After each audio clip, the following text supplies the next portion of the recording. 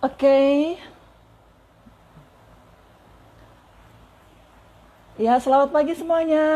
Assalamualaikum warahmatullahi wabarakatuh. Salam sejahtera untuk kita semuanya. Om Swastiastu, Namo Buddhaya. Perkenalkan, nama saya Nina Melinda. Saya sebagai host dalam bincang buku pada pagi hari ini.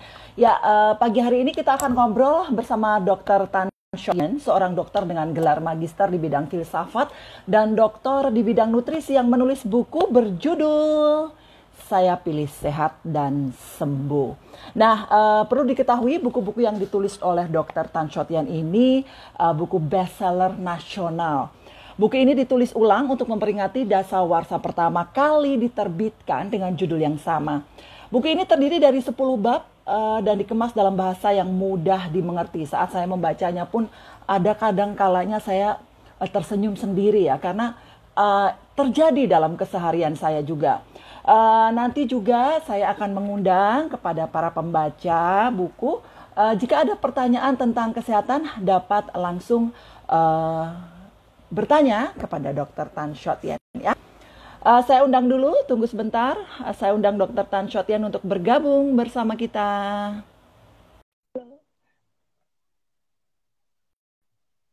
Ya, kita tunggu ya.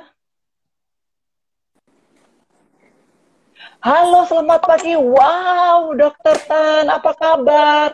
Sehat selalu. Lagi praktek ini, dokter? Alhamdulillah. Assalamualaikum warahmatullahi wabarakatuh. Apa kabar juga? Waalaikumsalam. Iya, lagi praktek, dokter, hari ini. Kan saya udah bilang hari kerja. Oh iya, betul betul. Dokter, sebelum kita mulai ngobrol-ngobrol kita pada pagi hari ini, boleh disapa dulu para pembaca buku di seluruh tanah air di Indonesia. Silakan, dokter. Iya, teman-teman semuanya, para pembaca dan para pemerhati buku Indonesia, dan tentunya pada hari ini saya hanya bicara dengan Mbak Nina lewat apa namanya Instagram. So Iya. saya harus buka, saya punya masker biar kelihatan lipstick saya.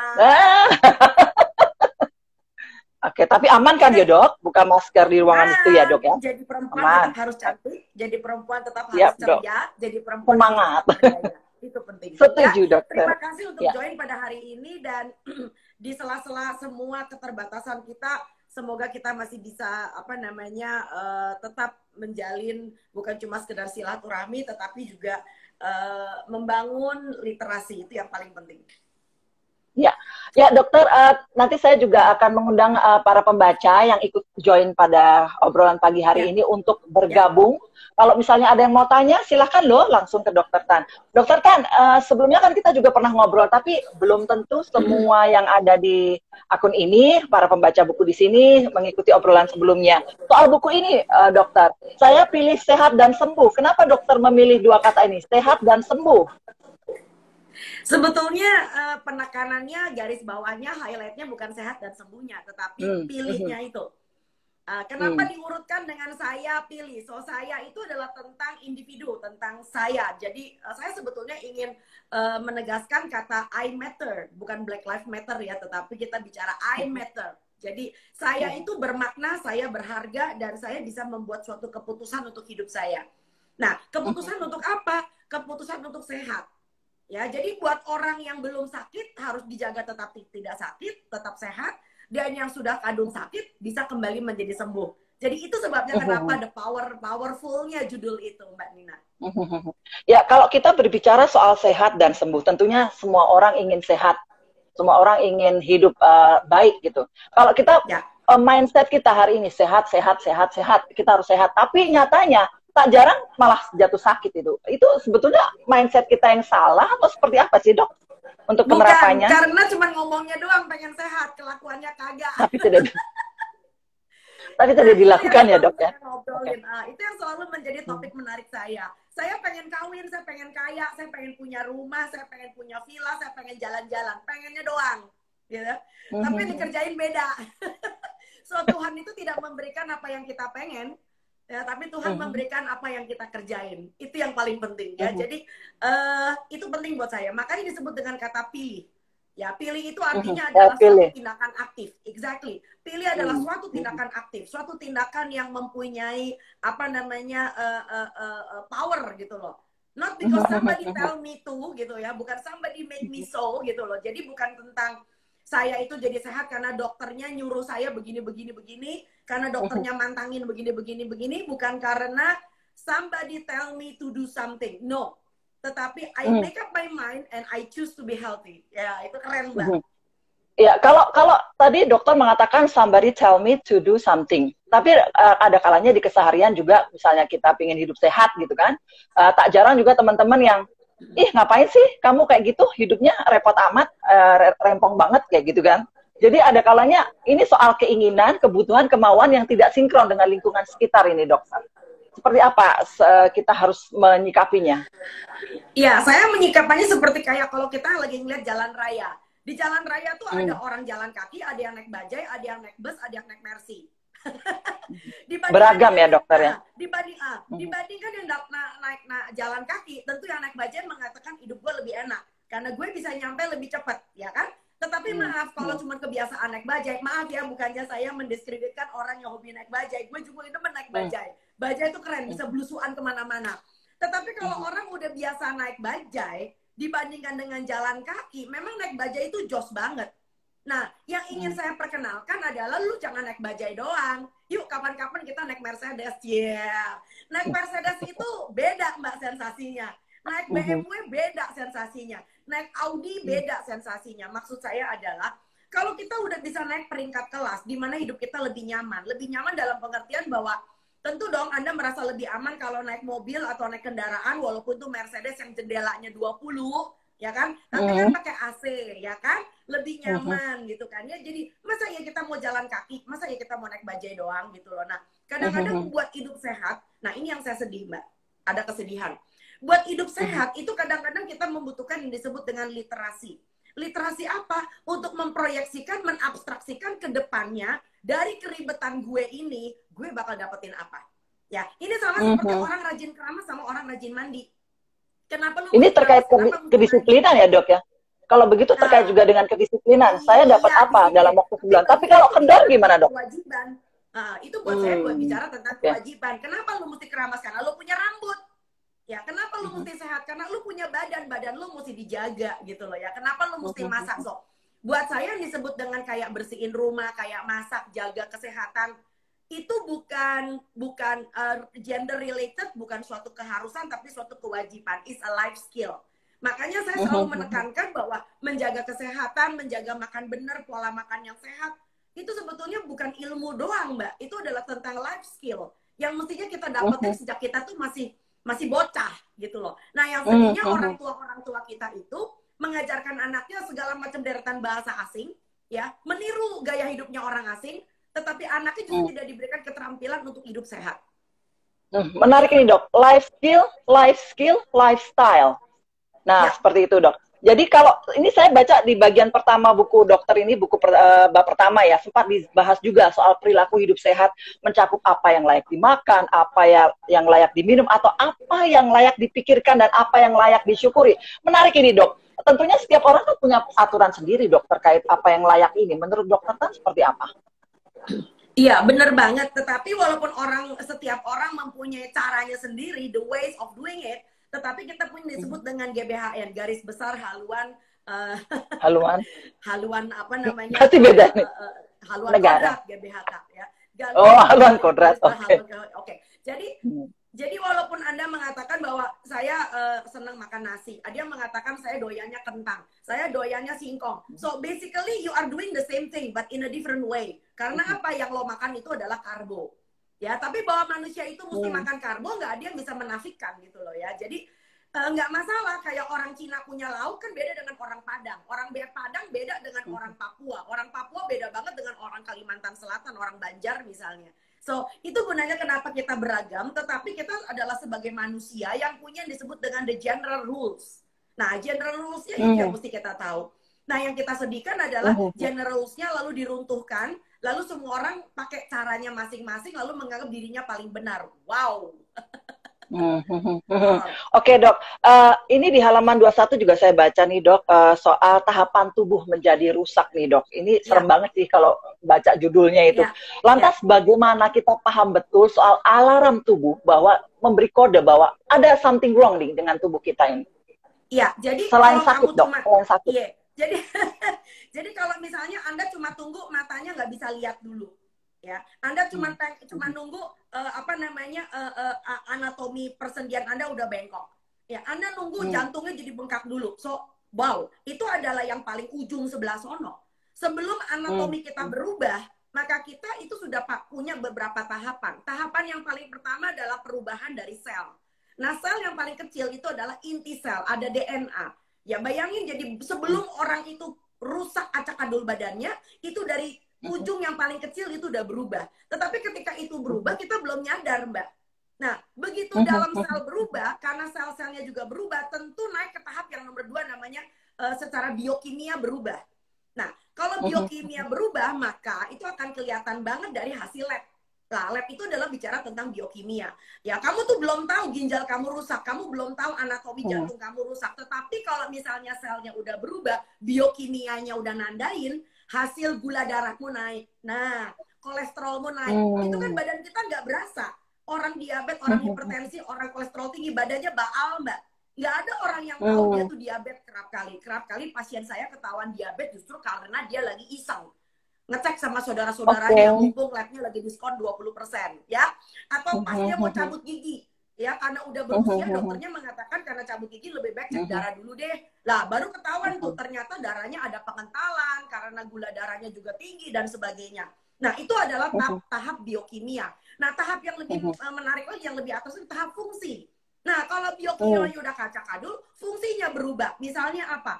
Kok saya tuh kalau malam sekarang pipis jadi lebih sering ya? Nah, kok sekarang begitu saya naik tangga, kok kayaknya capek banget ya.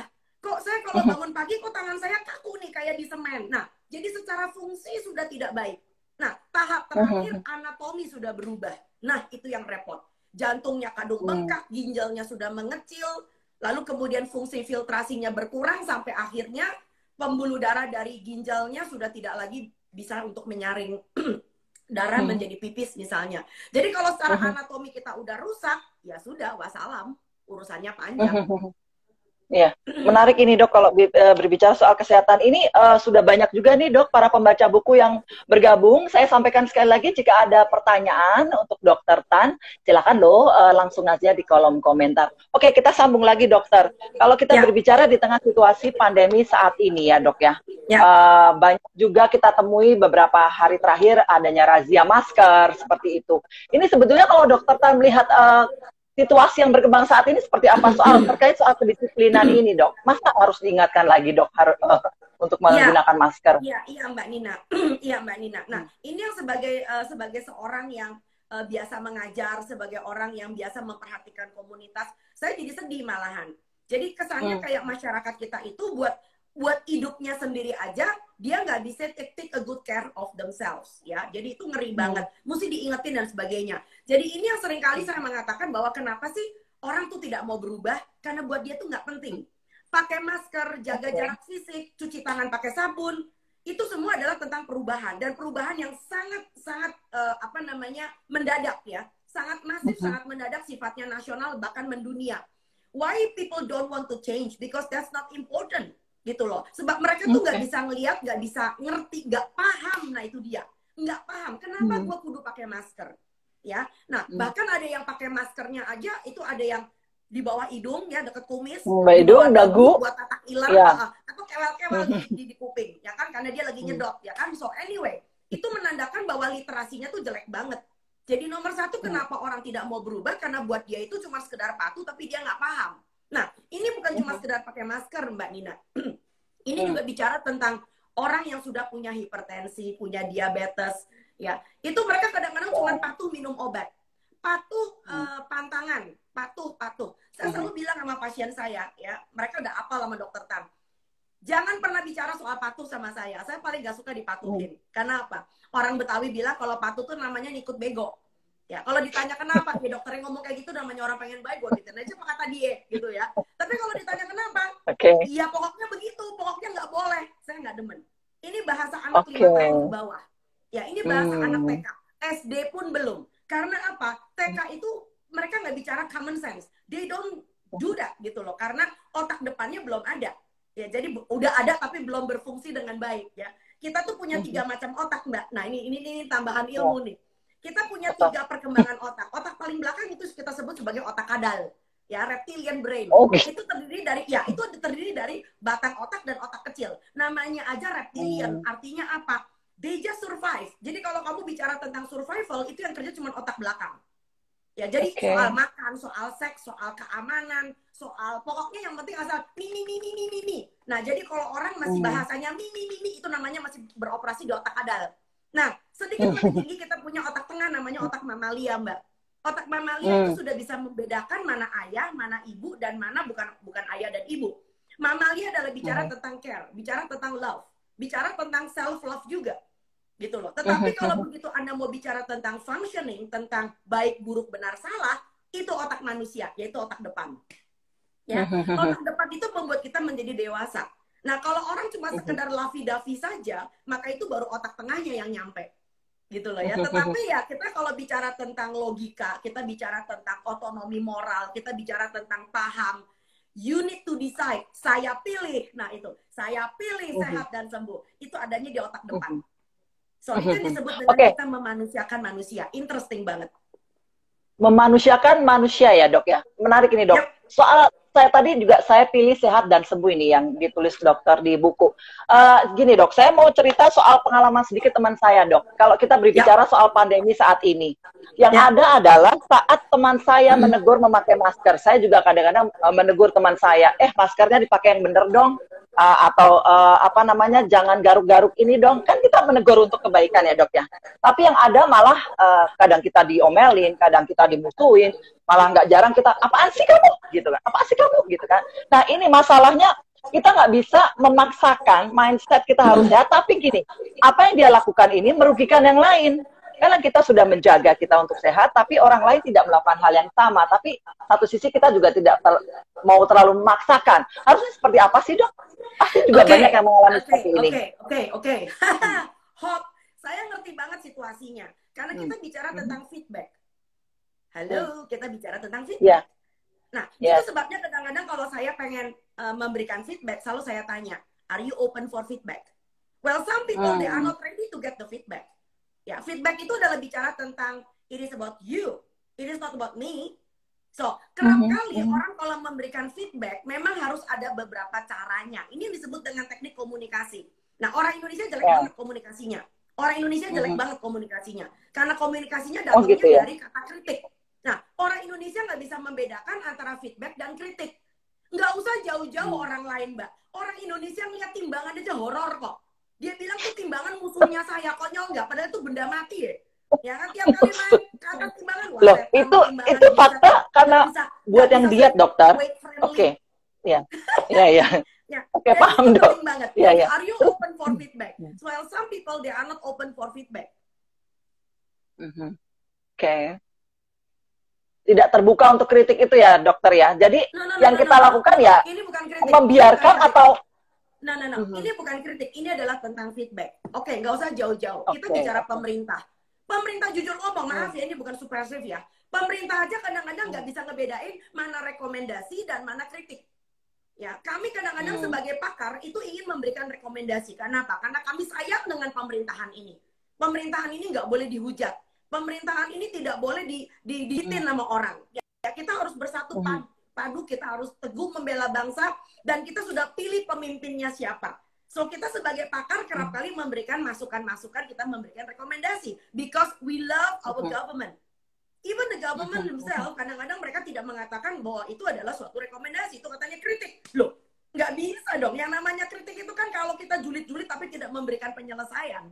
Ya, tidak ada solusi ya, Dok. Nah, itu dia. Jadi sama seperti misalnya saya mengatakan Mbak Nina misalkan.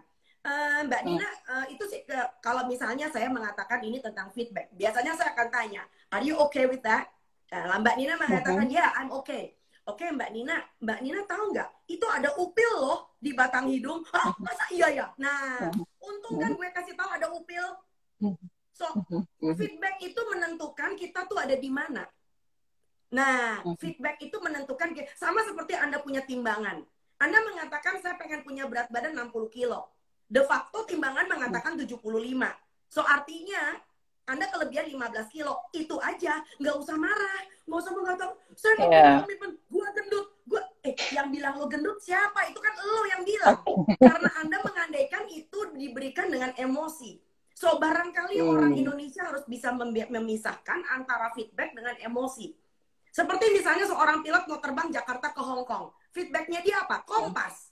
Lah kalau kompasnya mengatakan dia sebentar lagi ada di laut Kepulauan Maluku, dan dia marah-marah sama dia punya kompas, ya iki. Ya kan? Lah kompas itu kan menunjukkan bahwa dia harus redirecting. Dia harus realign.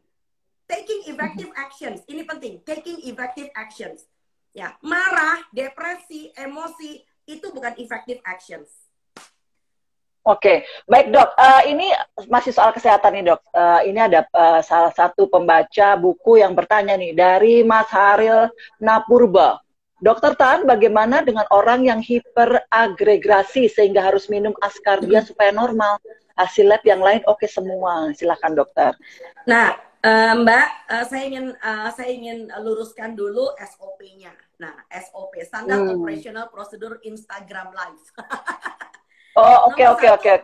Oke, nyuwun sewu. Nomor 1, hari ini kita sedang membedah buku, ya kan? Jadi kita batasi dengan konsultasi kama praktek. Maaf, Pak. Baik. Maaf. Bisa nanti DM ya. Ya, biar nanti langsung tanya. Ibu Harlina, tolong bedakan antara, nah ini dia. Ini yang kadang-kadang kita punya pakar, kita punya selebriti, nggak punya nih. Yang disebut dengan pembicaraan kama praktek dengan pembicaraan publik.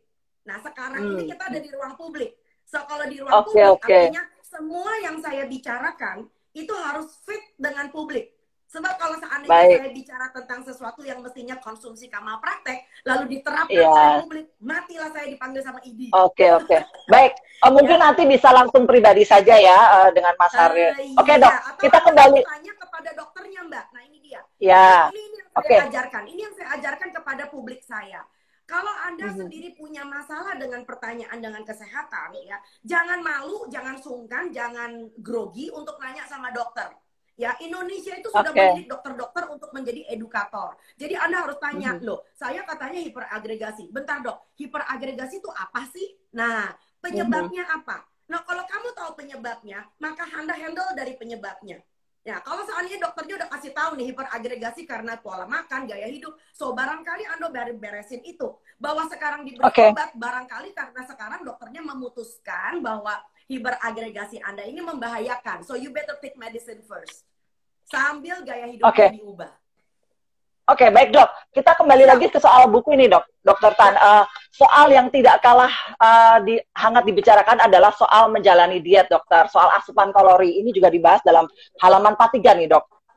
Makanan jangan semata, ada yang menarik nih dok. Makanan jangan semata-mata dianggap sebagai sumber kalori, melainkan sistem kontrol hormonal. Kesehatan yang optimal bukan sekedar konsekuensi perhitungan kalori. Nah, faktanya adalah banyak banget nih dok teman saya yang sebentar nih mau makan ini, aku hitung dulu kalorinya. Oh ini aku hitung dulu kalorinya. Nah itu berarti salah dong dok? Atau seperti apa ini dokter Tan? Saya nggak mengatakan salah, saya nggak mengatakan benar. Sama seperti orang cari uang, ya. Kita hidup butuh duit ya mbak ya. Ya, tetapi kalau Anda cuma bicara tentang saya harus dapat duit, itu adalah kuantitas ya. Misalnya saya butuh 1 bulan itu 10 juta. Ya, itu adalah kuantitas. 10 juta buat apa? Buat biaya kontrak, buat sekolahin anak, buat konsumsi makan sehari-hari. Oke. Kualitasnya adalah 10 juta lu dapat dari mana? Nah, kalau kamu bicara tentang teori kalori, so Anda akan mengatakan kalori. So persetan Anda dapat dari mana, yang penting asal kalorinya nyampe. Ya kan? Tetapi kan Anda harus mikir, sama-sama berkalori, tapi kalau kualitas bahan makanannya tidak baik, itu kita punya problem di sana. Gitu loh ya. So itu yang saya ajarkan kepada kalian, bahwa bicaralah sesuatu yang benar tetapi baik. Sebaliknya semua yang baik itu harus berada di jalur yang benar, ya. So kalori adalah tentang kebenaran, tapi baiknya adalah berasal dari sumber yang baik. Ya, tetapi sumber yang baik kalau kalorinya nggak cukup juga nggak bener. Oke, dokter, kalau kembali lagi kita bicara soal pandemi ya dokter ya, mumpung Ya, juga masih ada kaitannya, saya pilih sehat dan sembuh ya, ini dok. Banyak sekarang beredar di grup-grup WhatsApp gitu kan, teman-teman saya juga, makan ini loh, minum ini loh, terakhir ini adalah soal buah-buahan nih dokter. Makan nanas loh, makan pepaya yang banyak, biar kita terhindar dari virus corona itu. Jadi ada masing-masing jadi kayak seolah pakar kesehatan. Saya tanya, sumbernya dari mana? Saya bilang gitu kan saya tidak bisa yang langsung, ini apa, bener apa enggak? Sumbernya dari mana? Gitu. Bagaimana kita harus, apa ya dok, tidak menelan mentah-mentah informasi yang ada di WhatsApp grup dok, soal makanan sehat, apalagi di situasi saat ini dok, semuanya kan serba, semua di waktu itu kunyit, pon-pon gitu loh dok. Silakan dokter Tan. Saya cuma tanya satu, medsos itu buat apa sih? Ayo, ini penting, tolong dijawab. Ya, bukan cuma WhatsApp, termasuk Facebook, termasuk YouTube, itu buat apa sih? Ya, mencari informasi apa? Tapi jangan terjebak hoax. Mencari informasi tapi oh salah juga ya dok. Jawa mengatakan medsos itu nganggo ngumpul ke balung pisah. Medsos itu apa itu dok? Nggak semua dari Jawa loh dok. Silakan diterjemahkan. Oke, ngumpul ke balung pisah. Artinya adalah medsos memang digunakan sebagai sosialisasi. Ya, sosialisasi apa? Keterhubungan, getting connected. Nah, getting connected itu adalah ajang silaturahmi. Nggak ada kan kalau kita silaturahmi halal bihalal lalu ada ceramah tentang nutrisi. Oke. Ya, lalu kemudian bicara ya, ngumpulin balung pisah, arti mengumpulkan tulang-tulang yang sudah pisah. Ya, sarana menjemput teman lama, sarana untuk mencari ipar yang hilang, sarana untuk, "Hai, apa kabar? How are you doing?" Itu. So nggak ada yang namanya orang pengen belajar sesuatu, apalagi kesehatan, datangnya dari medsos. Saya sangat tidak setuju. Ya, apalagi YouTube. Jangan nonton YouTube saya. Ya, justru saya mengatakan jangan tonton YouTube saya. Karena apa? YouTube itu adalah tontonan, bukan tuntunan. Ya, karena apa? Karena nomor satu, medsos itu juga bisa dipenggal-penggal. Ingat kan, Mbak? Yang apa namanya, kita musim edit-mengedit, sampai ada yang masuk penjara, sampai ada yang berantem. Nah, karena medsos itu memang informasinya sepotong-sepotong. It's not complete. Ya, jadi kamu nggak bakal mendapatkan the clear atau the complete information about something. Sedangkan yang kamu bicarakan adalah ilmu. Ya, so nggak ada yang namanya orang nggak usah jauh-jauh. Mahasiswa kedokteran aja di tengah pandemi ini tetap mereka harus jadi koas. Tetap masih masuk rumah sakit. Apapun risikonya. Mereka harus rapid test 2 minggu sekali. Kayak orang bego beneran, ya kan? Nah, kalau misalnya rapid test positif, ya mereka harus kerjaan PCR. Lalu mereka grounded, nggak boleh masuk rumah sakit, nggak boleh jadi koas. So, itu menunjukkan bahwa ilmu kesehatan itu memang nggak bisa didapat hanya cuma sekedar lewat media sosial. Ya, sama seperti nggak ada orang belajar berenang pakai buku. Coba cari di Gramedia, ada bukunya nggak belajar berenang. Ya, buku belajar naik sepeda, nggak ada. Ya, karena itu adalah suatu keterampilan, itu adalah sesuatu yang sifatnya berkesinambungan. Oke, balik soal tentang makanan-makanan sehat dan sebagainya. Ya, saya kebetulan punya nih. Nah, ini dia. Ini juga ada di oke. Ya, itu yang untuk, ya betul. Isi piring ya dok ya. Kalau Anda lihat yang namanya buah, nah buahnya juga di sini juga ada yang namanya nanas, ada yang namanya pepaya, ada yang namanya manis. Nggak ada yang dominan siapa yang paling gede gambarnya. Ya, so artinya betul banget. So artinya apa? Nah, ini yang saya sedihkan. Di tanah air kita superfood tuh banyak banget, Mbak. Kita mengatakan superfood. Superfood itu bicara tentang dia kaya dengan polifenol, dia kaya dengan serat. Jadi kalau kamu makan buah itu bonusnya ratusan. Jadi bukan cuma vitamin C-nya doang seperti kamu nenggak suplemen. Kalau suplemen kan tergantung dari botolnya ditulis apa. Kalau botolnya mengatakan cuma dari vitamin C, ya lo cuma minum vitamin C. Kalau ada botolnya multivitamin, mentok-mentok vitamin C, vitamin B, B1 sampai dengan B12. Tetapi kalau seandainya kamu makan buah, nah buah itu polifenolnya banyak, vitaminnya nggak cuma C, ditambah dengan serat. Seratnya ada yang larut dan tidak larut. Plus buah itu karbo. Ya, jadi kalau Anda makan ada orang yang kecukupan kalorinya juga bisa didongkrak karena dia makan buah. So, itu yang saya mengatakan Tuhan kita tuh Maha Besar, Allahu Akbar. Jadi nggak bisa sesuatu yang besar Anda reduksi. Hanya cuma sekedar katanya gitu loh, Mbak. Gitu ceritanya. Karena iya, di tengah situasi ini kan langsung muncullah beberapa pakar kesehatan, entah itu beneran pakar kesehatan, sementara kan kita harus ngomong langsung nih, nanya langsung ke Dokter Tan. Oke, Dokter Tan, tadi soal piring nih dok, saya teringat soal istilah restoring, soal isi piring ya. Mari meracik makanan harian ini. Kalau misalnya para pembaca buku nanti memperoleh bukunya Dokter Tan tuh ada di sini dibahas. Jadi mari meracik makanan harian. Racikan apa yang pas? Karena setiap orang pasti berbeda-beda dok. Khususnya soal mengatur pola makan nih dok. Iya, saya selalu memulai dengan trionya, bukan cuma meracik doang. Memilih, meracik dan mengolah. Saya punya akronimnya namanya memerah. Memilih, meracik dan mengolah. Dan ini nggak bisa dipisahin. Nah, memilih artinya apa? Bagaimana kalau kita ke pasar, kita memilih bahan baku. Ya, jadi kita kalau ke pasar kan, atau kita bahkan nyuruh orang belanja, misalnya. Kalau sekarang kan ada jasa layanan belanja ya. Banyak sekali layanan antar. Ya, itu pun kalau mereka yang belanjain, kita ketil banget tuh di dalam WA. Kita tulis, Mas, tolong ya, jangan yang ikannya ekor. Saya seneng ikan bagian tengah. Oke. Mas, kalau beliin bawang yang setengah kilo, tolong bawangnya jangan sampai busuk. Itu adalah bagian dari memilih. Ya. Lalu kemudian meracik. Meracik itu artinya apa? Bawang alone nggak enak. Ikan alone nggak enak. Nah, bagaimana ikan, bawang, serai, ya kan, lada, garam, kunyit, lalu diracik. Lalu kemudian diolah. Diolah namanya apa? Ikan arsik, ikan asam padeh, ikan pepes, atau sup kembung kuah asam. Ya, nah jadi itu adalah merupakan bagian dari keterampilan yang mestinya ini disebut sebagai again life skill. Yang ketika kita masih kecil mestinya sekali lagi itu orang tua udah ngajarin. Sehingga ketika life skill, lifestyle. Pergi kos. Nah, dia ngekos nggak cuman, halo, sate taichan 30 tusuk, ya. Nggak salah dengan sate taichannya, itu makanan kepepet, ya. Tetapi anak-anak kos ini juga ketika dia ngekos, maka dia akan pilih kos di mana dia bisa masak, dia pilih kos di mana ada kulkas. So then, they feed themselves, they feed the body, gitu loh ya. Jadi, ini adalah merupakan suatu rangkaian yang kalau menurut saya, kalau mau Indonesia menjadi sehat, tidak idealis, tapi bisa banget. Ya, soal life skill, lifestyle dok, saya mau nanya nih dok soal kebiasaan minum kopi di pagi hari. Kan ada juga orang yang kuat minum kopi, bangun tidur minum kopi. Ada juga yang teman saya yang bangun tidur minum air putih, bangun tidur minum air putih campur jeruk gitu kan. Tapi faktanya walaupun kadang-kadang kita harus minum air putih loh, tapi nyatanya baik-baik saja tuh saya tiap hari minum kopi pahit misalnya seperti itu. Ini kan berarti kan dalam tubuhnya sudah tersetting seperti itu dok, terprogram itu seperti apa sih dok? Kan nggak bisa juga kita langsung mengubah. Sebentar. Silakan dok. Ini Mbak Nina nih ngomongnya sama seperti kayak orang bangun pagi kayak ngerokok. Entong gua ngerokok tiap pagi 90 tahun kagak mati-mati, matinya ditabrak bajai. Loh, orang Indonesia tuh sakti loh Mbak. Nah, ini yang saya mengatakan, jangan sampai kalian mengkonsumsi sesuatu kalau sesuatunya itu baru lo berhentiin kalau bikin efek segera.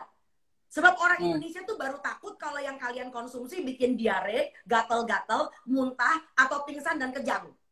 Ya, tapi dia nggak mikir sesuatu yang dampaknya nanti besoknya Jawa tuh loh Mbak. 10 tahun lagi, 30 tahun lagi. Oke, saya tidak tahu apakah kalian membaca atau tidak informasi yang terbaru. Dan ternyata dari suatu penelitian orang asing, sekali lagi, sedia orang Indonesia tuh ya doyan ngopi tapi nggak bikin penelitian. Oke, di luar negeri itu ada penelitian udah pernah masuk Kompas juga, udah pernah masuk harian-harian yang lain. Di situ disebutkan bahwa ternyata orang yang bangun pagi pertama kali dia ngopi, maka risiko diabetesnya 50% lebih tinggi. Nah, jeder. Matilah aku. Oke, kenapa? Karena kafein, kita nggak bisa ngomong bahwa kopi nggak ada kafein. Kopi punya kafein. Ternyata kafein itu ketika pertama kali dikenalkan oleh pencernaan manusia, ya jadi early in the morning, kamu kan udah nggak makan 10 jam, taruh kata ya, kamu nggak makan 10 jam. Tiba-tiba jebret kopinya masuk, walaupun itu kopinya kopi hitam. Dengerin, kopi hitam nggak pakai gula.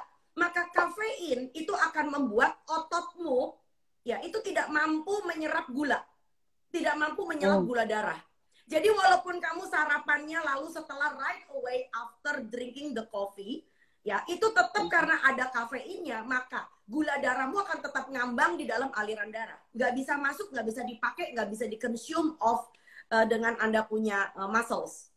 Nah itu akibatnya kenapa Anda sarapan pagi bukannya dipakai oleh tubuh untuk menjadi di metabolisme, tetapi akan tetap di dalam darah. Ya, itu penelitian yang terakhir. Dan yang kedua, jangan lupa, Anda mengatakan Anda punya kolesterol tapi tetap minum kopi. Nah, ini yang menyedihkan. Tahu nggak, kopi itu punya asam lemak namanya kafestol. Nah, kafestol itu yang menyebabkan kenapa kolesterol Anda naik. Jeng jeng. Walaupun kopinya kopi hitam, nggak pakai gula, nggak pakai susu, nggak pakai macam-macam. Dan baik, Dok. Ya udah, itu aja. Jadi itu gunanya kenapa kita harus memperbarui pengetahuan kita. Itu sebabnya kenapa saya menulis setiap 10 tahun sekali buku saya perbaharui. Kenapa? Ilmu kesehatan, ilmu kedokteran, penelitian itu keep going on, maju. Jadi betapa kasihannya kalau referensi Anda itu masih lawas. Oke. Baiklah, Dok. Betul, sepakat, Dok. Ini, Dok, soal tadi lifestyle, life skill, sekarang soal imun tubuh sebelum kita bicara dengan bab 7 nih, Dok. Lifestyle, imun nih, Dok. Imun setiap orang kan berbeda-beda, ya kan, Dok? Ada juga yang kena hujan tiba-tiba langsung demam. Ada juga yang kuat hujan-hujan mau berapa lama jam juga masih bisa. Kalau anak gini, saya pernah mendengar orang tua teman saya tuh ngomong gini, waktu cucunya main hujan-hujanan, nggak apa-apa, dulu saya juga hujan-hujanan, biar dia kuat. Itu loh, Dok. Jadi kayak ada pertentangan antara gaya hidup lama dengan gaya hidup sekarang, Dok. Kan beda sebetulnya situasinya. Itu gimana menjelaskannya, Dok? Ini saya titipan pertanyaan dari teman nih, Dok. Oke, sebetulnya bukan beda. Sepanjang segala abad badan manusia sama. Itu disebut dengan ilmu kodrat. Ya, perempuan hamil 9 bulan 2 minggu, nggak bisa digaspol kan, 9 hari anaknya keluarkan. Matahari dari terbit sampai terbenam itu 12 jam. So, yang disebut dengan kodrat itu tidak pernah berubah. Ya, itu penting. Berbeda dengan ilmu teknokrat dan birokrat. Nah, yang saya khawatirkan kerap kali adalah bagaimana hukum kodrat ini di tangan teknokrat. Ini yang kadang-kadang saya jadi agak, ngerinya setengah mati. Gitu loh ya, bahwa kita berhadapan dengan virus, ini OOT dikit. Kita berhadapan dengan virus, tetapi yang menangani pandeminya adalah teknokrat. Yang menangani adalah birokrat. Ya, padahal dia nggak ngerti misalkan. Saya jadi ngeri. Yang kita harapkan adalah vaksin. Padahal kita nggak bicara tentang vaksin. Promotif dan preventif, kita nggak bicara tentang vaksin. Kita bicara tentang perilaku masyarakat gitu loh ya. Oke, nah balik tentang mengenai masalah imunitas. Oke, ini kuliah sedikit singkat dari mata kuliah 1 semester. 1 semester? Oke, silakan tuh. Dan diulang lagi sampai bego. Mantap. Oke, silakan, Dok. Kita punya daya tahan kekebalan tubuh yang bertanggung jawab ada sel darah putih. Pegang itu. So, kita punya 3 macam sel darah merah, sel darah putih, dan sel pembeku darah. Sel darah putih itu juga dihasilkan sama kayak sel darah merah di sumsum tulang gepeng. Tulang gepeng itu sumsumnya merah kecoklatan. Dia pabriknya sel darah kamu. Nah, sel darah putih itu punya berbagai macam tentara lagi. Jadi kesatuan sel darah putih kita sebut sebagai ABRI. Nah, ABRI itu kan punya TNI kan Angkatan Darat, Angkatan Laut, Udara, laut. Udara, betul ya? Siap. Nah, sama sel darah putih juga demikian. Kita punya sel namanya eosinofil buat alergi, kita punya yang namanya limfosit buat kekebalan kronik, lalu kemudian kita punya neutrofil, kita punya makrofag dan sebagainya. Oke, nah monosit. Nah, sekarang kita bicara tentang kekebalan tubuh yang dibagi 2, yaitu kekebalan seluler. Nah, seluler ini adalah kalau di tentara itu tentara organik. Nah, tentara organik itu artinya misalnya kita punya tentara ya, jadi artinya kalau kamu kedatangan musuh, lalu kemudian lu inget-inget nih tampang musuhnya tuh, rambutnya keriting, matanya belok ya, alisnya tebel ya, lalu kemudian badannya hitam. Oke, kita ingat. Nah, maka kamu punya namanya T-memory. Limfosit punya namanya T-memory. Tujuannya adalah supaya kalau si kupret satu itu datang, lalu T-killernya bekerja, tembak, nah itu gue demen tuh. Nah, itu disebut dengan kekebalan seluler ya. Nah, kita yang punya kedua, kita punya kekebalan humoral. Humoral itu adalah di mana sel-sel kekebalan kita menciptakan antibodi. Nah itu yang dideteksi kalau misalkan kayak sekarang nih ada corona, kita punya antibodi. Ya, antibodi ada yang namanya imunoglobulin dengan kata lainnya. Imunoglobulin. Imunoglobulin itu adalah sesuatu senyawa yang berada di dalam cairan darah kita, yang kemudian kita kenal kalau misalkan kita terpapar dengan sesuatu benda asing. Taruh kata virus misalnya. Nah, imunoglobulin itu ada yang kekebalan yang sifatnya akut, ada yang kekebalan yang sifatnya kronik. Jadi artinya kalau misalnya kamu ketemu imunoglobulin tipe M, nah yang tipe M ini menandakan Anda baru saja ketemu sama si kupret itu. Baru ketemu nih. Nah, masih aktif ceritanya. Nah, tetapi kalau yang ketemu adalah di lab dideteksi kita punya imunoglobulin tipe G, artinya kamu dulu pernah ketemu sama dia. Tapi sekarang udah enggak lagi. Itu disebut dengan the past infections. Iya, kayak gitu. Jadi badan kita tuh keren banget. Ada juga yang punya masa lalu ya kalau. Iya. Nah, bicara itu singkat ya. Oke, bicara soal tentang anak itu sengaja ditepa-tepain, anak sengaja dipapar-paparin dengan hujan, dengan makan jorok. Udah perut Indonesia mah udah tahan banting, makan jorok nggak apa-apa gitu loh, ibaratnya gitu ya, supaya kekebalannya tinggi. Nah, saya bicara tentang yes and no. Sebab kalau seandainya nih, nggak usah hujan nih, kita bicara tentang makan jorok nih ya. Kalau seandainya misalnya nih, pas joroknya itu kita kena tipes, nah loh, maka badan kita rubuh juga, Mbak. Ya, atau kita terpapar dengan sayur-sayur yang misalnya terpapar dengan E. coli.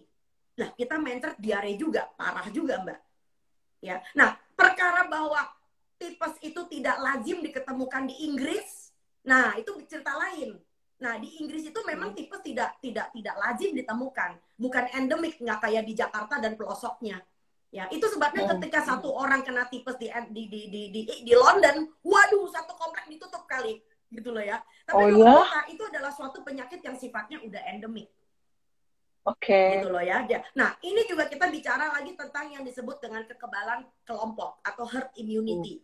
Nah, kenapa saya mau bicara seperti ini? Karena kemarin kami baru saja melakukan press conference, kita bicara tentang imunisasi. Nah, ini penting banget, Mbak.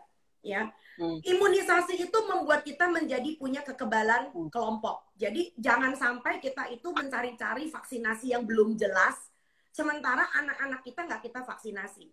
Nah, sekarang Mbak tahu nggak? Ternyata polio untuk menjadi lengkap, polio itu kan perlu diulang ya, Mbak. DPT polio 1, DPT polio 2, DPT polio 3, bahkan polio 4. Nah, yang betul-betul anak-anak kita sampai cakupan polionya lengkap, di Indonesia cuma 7% tahun ini, Mbak. Ngeri nggak? Oh iya? Iya, 7% jadi polio lengkap. Nah, bayangin kalau seandainya kita punya outbreak polio. Waduh, ini kita punya lost generation, pada pengkor semua. Maaf, saya pakai bahasa kasar. Pada lumpuh semua nanti gitu loh. Jadi dalam kesempatan ini juga saya sekalian kampanye nih. Bagi kalian yang punya anak-anak balita, tolong lengkapi imunisasinya. Sebab semakin banyak anak terimunisasi, semakin banyak anak terlindungi. Karena kita membentuk yang disebut dengan imunitas kelompok atau herd immunity. Tapi semakin banyak yang tidak terimunisasi, satu orang kena, habis. Satu kelompok habis. Jadi beda ya, Dok ya, untuk polio di angkatan sebelumnya dengan yang sekarang ini ya, Dok ya, ada macam-macamnya ya, Dok, Dok? Makanya polio itu sebetulnya cakupannya di atas 70% ya tahun 2019 ya. Tetapi sekarang kita cakupan polio yang lengkap, kita bicara itu kan pakai booster ya, Mbak, nggak cuma polio 1, polio 2, harus lengkap gitu loh ya. Itu Indonesia baru 7%. Begitu juga dengan difteri baru 23%.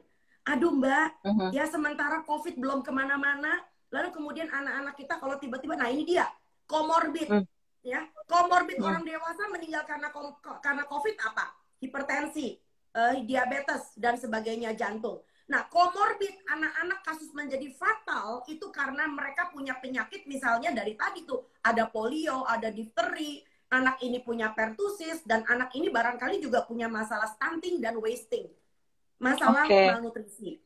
Jadi kita stunting Indonesia tuh, Dok, itu yang adalah penderita. Kenapa, Mbak?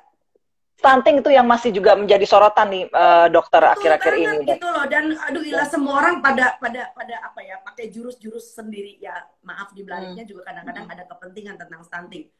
Jadi yuk kita sebagai bangsa jadilah cerdas, pilihlah menjadi sehat supaya Anda juga seumur hidup bisa menjadi sembuh lagi.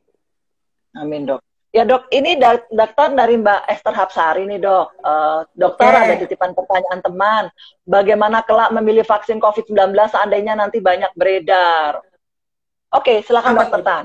Maksudnya apa tuh? Itu agak sedikit gimana gitu? Mbak Esther, iya, saya juga berusaha ini bagaimana kelak, karena kan sekarang masih diuji klinis ya, Dok ya. masih belum, dan kalau bisa pun juga ya, saya dari nggak yang mau banyak komen. ya. Saya nggak mau banyak komen. Saya cuma punya satu harapan. Saya cuma pengen punya satu harapan. Izinkanlah pakar di bidangnya yang akan memberikan rilis. Artinya apa? Orang yang betul-betul ngerti tentang virologi dan epidemiologi. Ya, jadi jangan orang-orang yang punya ambisi politik, orang-orang yang di birokrat, orang-orang teknokrat itu mulai bicara tentang dan sebagainya. Karena prinsipnya adalah jangan sampai kita pesen, maaf ya, jangan sampai kita pesan vaksin seperti pesan mebel, Mbak. Karena vaksin adalah bicara tentang, karena vaksin ini adalah bicara tentang makhluk hidup, dan kebetulan yang kita pesan ini musuh yang dilemahkan. Karena kita juga nggak pernah tahu vaksin cuma 1 kali bisa jadi nggak cukup. Ya, bahkan kita melihat dari penelitian yang terbaru, orang yang pernah kena COVID itu dalam badannya terbentuk antibodi kan, dia aja yang udah kena punya antibodi. Nah, antibodi yang dari orang yang kena langsung aja itu cuma bertahan 3 bulan. Setelah 3 bulan, jeng-jeng seri kedua dia bisa kena lagi. Jadi bagaimana mungkin kita bisa menjelaskan tentang kita memasukkan vaksinasi sebagai virus yang dilemahkan, ya, lalu kemudian kita berharap kita punya imunitas, dan berapa banyak kita mesti kita pesan, dan kita juga nggak pernah tahu bagaimana efeknya. Tolong diingat, kita punya penelitian uji klinis di Indonesia itu dibagi 2 loh, Mbak. Ada yang dapat placebo, ada yang betul-betul dapat vaksinnya.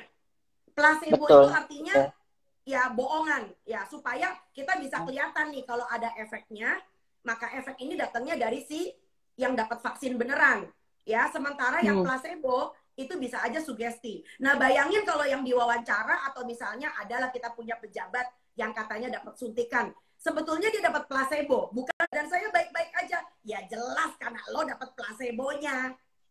Ya, karena orang yang menerima aja nggak tahu dia dapat placebo atau dapat vaksin. Bahkan penelitinya aja nggak boleh tahu. Itu disebut dengan penelitian dengan double blind. Jadi orangnya betul-betul nggak tahu supaya hasilnya absah. Dok, masih sebelum kembali ke buku nih, Dok, saya ada satu pertanyaan nih, Dok. Teman saya kan tapi sudah sembuh, Dok, sekarang, Dok. Intinya dia pernah kok dinyatakan positif, Dok, tapi dia tidak merasakan gejala apapun. Berarti kalau kita bicara soal imun nih, Dok, dia tidak, aku nggak kenapa-napa nih, aku tadinya pulang kayak masuk angin, aku tidak merasa yang hidungku bamper, tidak bisa membawa apapun, aku tidak demam. Jadi ini kayak orang tanpa gejala nih, Dok. Nah, kalau kita berbicara soal orang tanpa gejala ini, Dok, sebetulnya apa yang terjadi dalam tubuhnya, Dok? Kalau kita bicara imun nih, Dok. Iya, nah, bicara tentang OTG itu adalah masalah tentang viral load, Mbak. Jadi artinya gini, saya bisa kena infeksi, bergejala atau tidak, itu banyak hal. Pertama tentu kekebalan tubuh, ya kan? Kedua, itu tentu tentang yang masuk itu berapa banyak. Kalau yang masuk yang disebut dengan viral load, jadi muatan virusnya sedikit, maka saya barangkali seperti orang tanpa gejala. Karena virusnya nggak banyak yang nyerang. Ibaratnya kita punya musuh yang masuk cuma 1 dan 2. Ya, tetapi kan bisa terdeteksi musuhnya masuk. Gitu loh ya. Jadi dengan saya punya Baygon, dengan saya punya alat-alat, maaf saya pakai merek, disinfektan, spray gitu ya. Kita punya mosquito spray, maka mosquitonya out. Gitu loh. Tetapi kalau tiba-tiba yang masuk sekawanan gitu, makanya kenapa dokter kalau kena biasanya fatal. Karena apa? Karena muatan virusnya tinggi. Dia kerja di episentrumnya. Dia kerja di ruangan isolasi. Dia kerja di ruangan yang memang virusnya di mana-mana, pasti di situ ada orang sakit. Makanya kalau dokter kena biasanya fatal. Jadi makanya kita bicara soal muatan virus ya, Dok ya. OTG ini terkait muatan virusnya yang karena tidak di epicentrum itu ya, Dok ya. Betul, satu. Dan yang kedua memang kekebalan tubuhnya jangan sombong, tapi memang masih baik. Gitu loh. Karena ya kerjanya barangkali cuman webinaran doang, nonton TV, makannya sehat, ya udah OTG. Ya, coba bayangin kalau kerjanya kayak dokter, lewat dari 8 jam, sampai nggak bisa pipis, sampai nggak bisa makan, gitu loh ya. Jadi kekebalan tubuhnya akan merosot, udah kekebalan tubuhnya jelek, ditambah dengan muatan virusnya tinggi banget, ya jeder, gitu loh. Dok, kalau boleh nih satu lagi nih, Dok, dari Ailisa Herman nih, Dok. Kalau kita mau rapid test, apakah masih akurat? Karena swabnya itu mahal. Silakan dokter, Tan. Kok kita jadi ngomongin pandemi ya? Oke, Ya, begini. nanti soal imun dok, ada di sini juga. Oke, silakan dok. Siap. Oke, nanti lanjut lagi. Oke, Anda harus bisa membedakan tujuan rapid test dengan tujuan PCR. Nah, ini penting. Rapid test tujuannya bukan untuk diagnostik, bukan untuk mengetahui lo tuh punya apa enggak si COVID-nya. Rapid test itu untuk kepentingan epidemiologi, untuk screening, bukan untuk diagnosa. Kalau kamu mau bicara tentang diagnosa, Anda harus swab. Karena di situ yang kamu cari adalah virusnya, bukan antibodinya. Sebab risiko dengan kita menggunakan rapid test itu adalah bagaimana saya mendeteksi antibodi sekali lagi. Nah, kalau misalnya ada risiko-risiko. Risiko yang pertama adalah kalau kamu orang sehat, kamu belum melampaui 2 minggu. Nah, karena badan kita kalau terpapar virus baru 2 minggu tuh antibodinya baru bisa naik untuk bisa. Nah, gua tangkap dulu. Nah, jadi kalau kamu sudah terpapar virus tapi kamu baru hari ketiga, baru hari ke-10, ya belum tentu rapid testnya reaktif. Belum tentu. Tapi bukan berarti lo kagak punya virusnya. Satu, ya. Jadi jangan dibilang nggak akurat. Saya nggak setuju. Karena tujuannya untuk penapisan, untuk surveillance. Itu beda.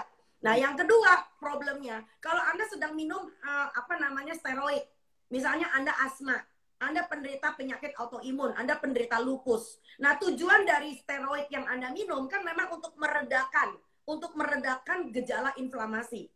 Ya, jadi artinya Anda punya antibodi juga ditekan. Ya kan? Anda barangkali udah kena COVID lama. Kalau di PCR pasti positif. Tetapi karena antibodinya ditekan, tentu hasil dari rapid testnya apa? Non-reaktif. Gitu loh. Ya, jadi tolong dibedain antara tujuannya apa.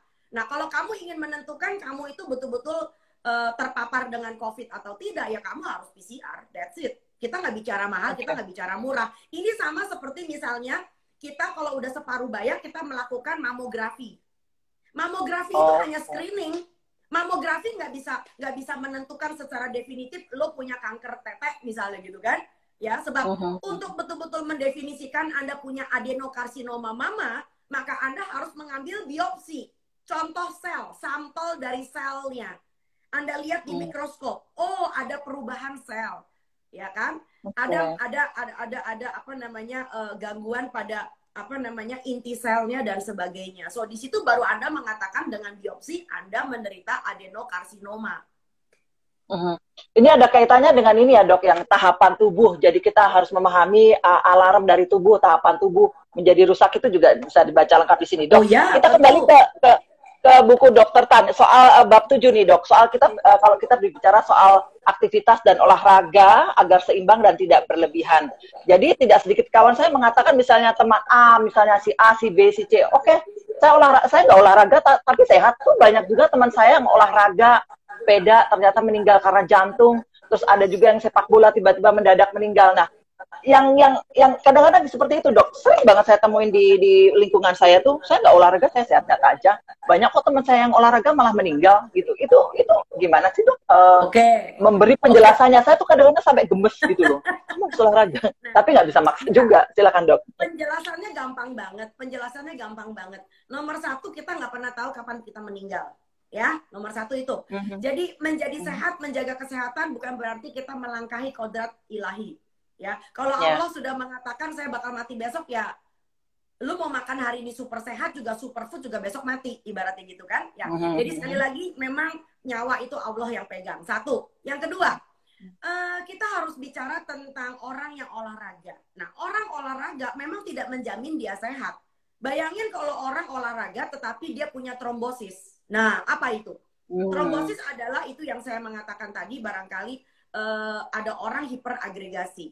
Ya, lalu kemudian ada orang yang punya gejala kecenderungan untuk darahnya menjadi kental. Lalu kemudian membentuk gumpalan darah. Kan itu hanya bisa dideteksi oleh laboratorium dan cuma dokter yang tahu gitu loh. Pengencer darah aja macam-macam. Ada yang anti platelet, anti trombin, atau anti agregasi, banyak banget. Jadi nggak semuanya disebut sebagai jurus jitunya adalah satu macam obat, ya kan? Nah, sekarang orang kalau olahraganya berat, tetapi dia sendiri nggak tahu saya ini sebetulnya kondisinya apa. Jadi baseline-nya nggak ketahuan. Seperti misalnya Mbak Nina nih, ya nggak pernah olahraga tiba-tiba punya hari insyaf nasional ya, hari ini hari insyaf nasional, lalu kemudian pengen olahraga gitu kan, kenceng gitu 2 jam gitu. Oke. Hari tobat nasional, oke, hari ini kita mau olahraga nih, lalu Anda mulai lari, ajak. Sementara Anda punya riwayat pengentalan darah, Anda punya riwayat punya trombus. Nah, yang kita takutkan adalah tanpa memperhatikan rambu-rambu kesehatan, Anda olahraga semaunya, nggak pernah ngecek, nggak pernah ke dokter, trombus ini kemudian lepas di dalam pembuluh darah. Zzz. Okay. Nah, kalau nyumbat di otak namanya stroke, nyumbat di jantung namanya serangan jantung, tinggal tertolong atau tidak. Ya, jadi sekali lagi gitu loh ya. Nah, yang berikutnya lagi adalah ada orang olahraganya rutin dari muda, tetapi juga ngerokoknya rutin dari muda. Maksud lo? Ya, seimbang itu istilahnya, Dok. Maka dari itu, orang mau sehat itu nggak bisa pilih-pilih, Mbak. Ya, orang mau sehat itu sama kayak orang menikah. Itu satu paket. Nggak bisa kan orang kawin mengatakan, yang penting gue cuma bikin anak, ya. Tong, gue cuma bikin anak. Gue nggak ngepel, nggak nyuci, nggak masak, nggak ngurusin anak, nggak bisa. Orang menikah itu satu paket. Orang mau sehat juga sama. Ya olahraga, ya makan bener, pikirannya harus waras. Kalau nggak, yang namanya nggak sehat. Nah, bicara sekali lagi tentang olahraga nih, Mbak Nina. Olahraga itu nggak harus loh, tapi wajib. Oke, sama juga, Dok. Berarti emang harus dilakukan. Kamu tahu kenapa? Enggak ya? Kamu tahu kenapa? Wajib. Karena gini, hidup kita udah beda banget. Hidup kita udah beda banget. Kamu udah nggak lagi ngejar ojek lu sampai depan rumah. Ya kan? Udah nggak ada orang Indonesia yang namanya punya pompa dragon. Tahu pompa dragon, pompa air di depan rumah tuh. Zaman gue kecil, kalau nggak ada pompa dragon, satu rumah kagak mandi, Tong. Ya, sekarang lu pengen ya, lu tinggal pompa dragon, gile lo. Itu orang kita olahraga tiap pagi, Dok, ya. Makanya orang-orang dulu sehat-sehat, Dok. Sama nimba juga, Dok. Tiap hari jibaku. Gue masih inget tuh zaman gue masih kecil. Kita kelar makan, nggak ada TVRI, barangkali juga masih hitam putih, tidak menarik kan? Oke. Kita kelar makan, Mbak. Semua orang itu ribet. Ya, ada yang nyuci piring maksudnya, ada yang beresin meja, dan ibu saya itu masih memisahkan antara pakaian putih dengan pakaian berwarna. Nah, yang putih itu mesti direndam pakai blau, tahu blau yang warnanya ungu itu, biar blau, ya kan, biar putihnya tetap kinclong. Ya, pakaian berwarna, nggak ada zaman gue deterjen. Itu namanya sabun batang, Tong, sabun batang. Lu mesti sisir kayak orang bego, disisir pakai pisau sampai pisaunya pada ledes. Ngakak kan lo. Disiram pakai air panas. Ya Allah, ya Tuhan, zaman sekarang semua pakai mesin, Tong. Nggak cuma cuci baju, cuci piring pun pakai mesin. So, hidup lu tuh tiong-tiong banget gitu loh.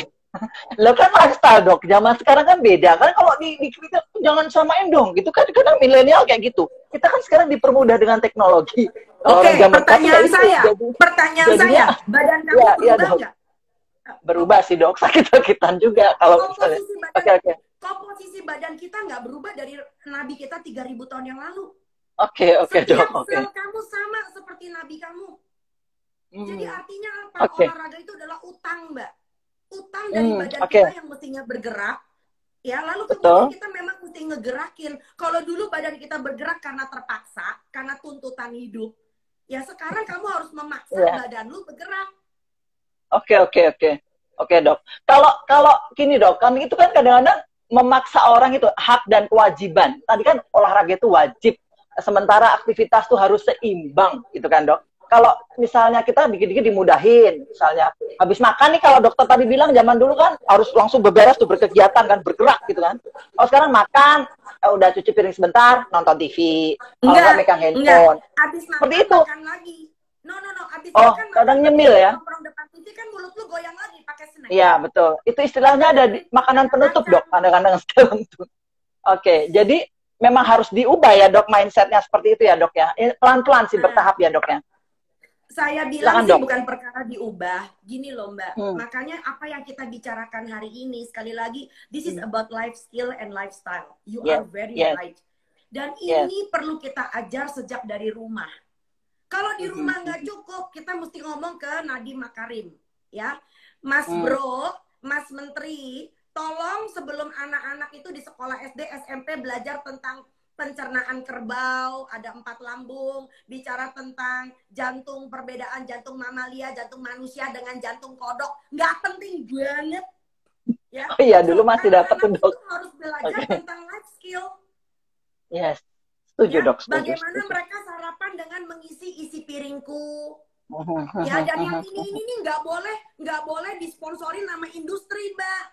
Betul. Nah, Yang makanan itu ya, Dok, ya? Kementerian itu baru bergerak kalau ada industrinya tuh, ada sponsor. Okay. Ya kalau sponsor maka tema ini akan diselewengkan oleh sponsornya. Nah, ini ya, Dok, ya. Nanti pembaca bagi yang ini beli bukunya Dokter Tani di halaman 48 ya, Dok, ya. 68 nih, asupan piringku. Ya. Jadi bisa diterapkan. Ya. Oke, Dokter, kalau kita bicara masih soal aktivitas nih, Dok. Aktivitas dan olahraga nih, Dok. Kadang-kadang kan orang kalau sudah kerja shift-shiftannya berbeda, ada yang kerja pagi, ada yang olahraga malam, olahraga pagi gitu.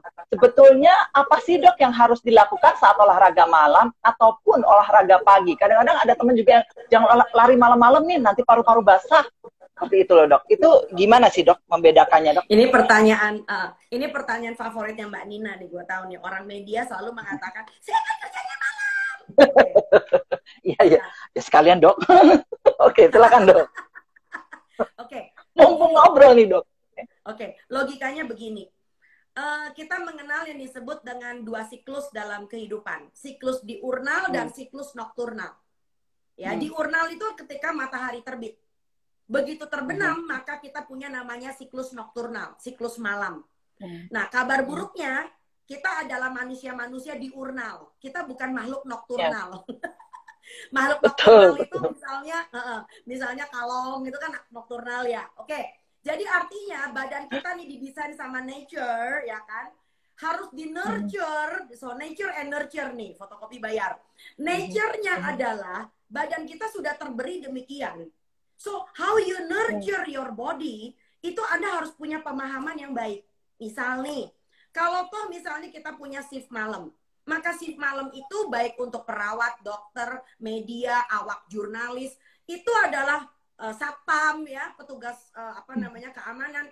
So, yang disebut dengan pembagian yang nokturnal tadi, pembagian tugas malam, itu tidak boleh sama banyak atau bahkan lebih banyak dari jatah kita bekerja di pagi hari. Ya, jadi shift malam itu memang tidak boleh melebihi. Jadi kalau misalnya dalam seminggu nih, saya shift paginya 4 hari. Maka paling normal itu ya paling kalau mau shift malam cuma 2 hari.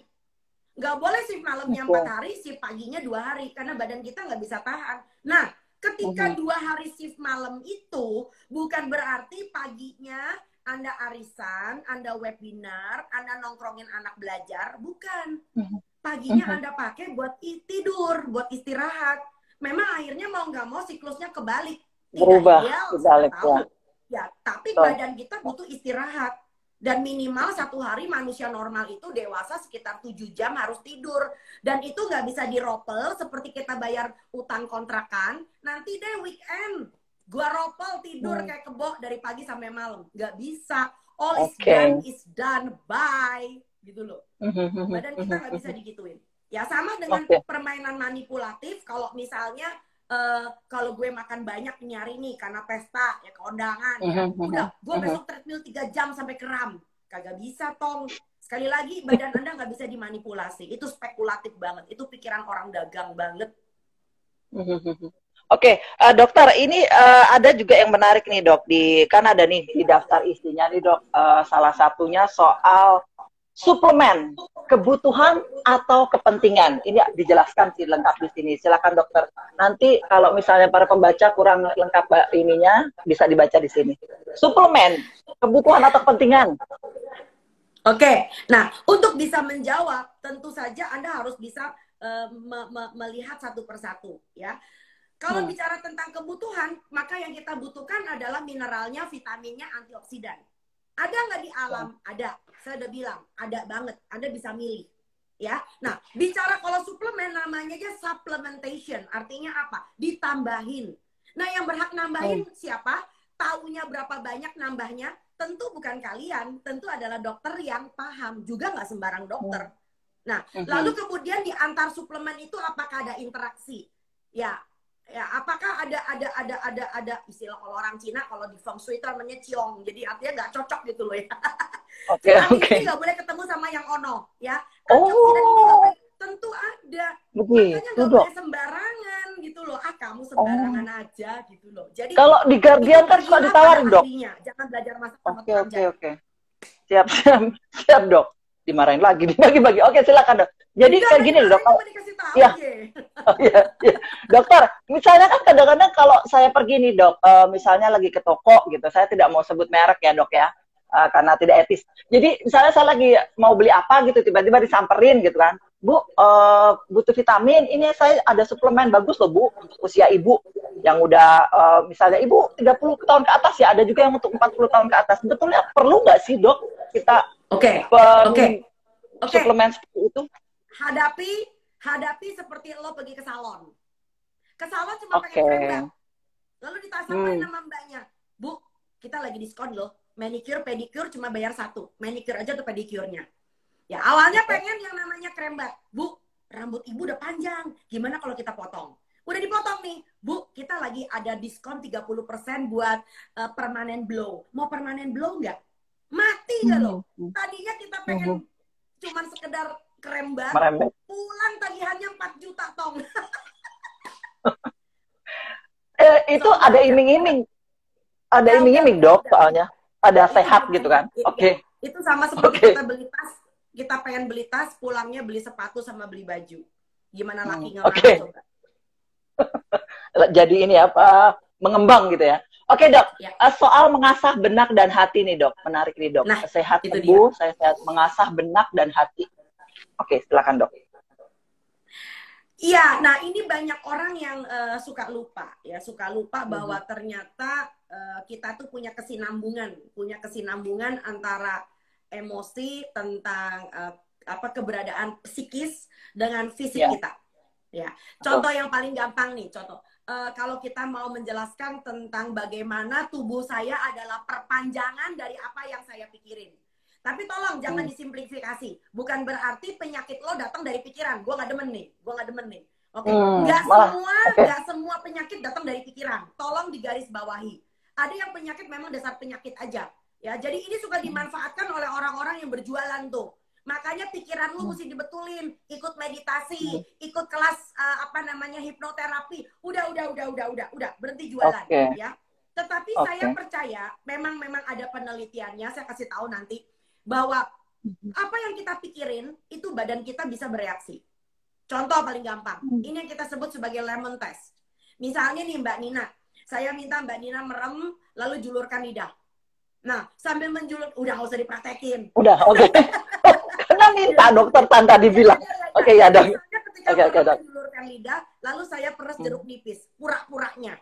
Tapi Anda harus menghayati dengan sungguh, itu jeruk nipis yang lagi gue peres. Apa reaksimu?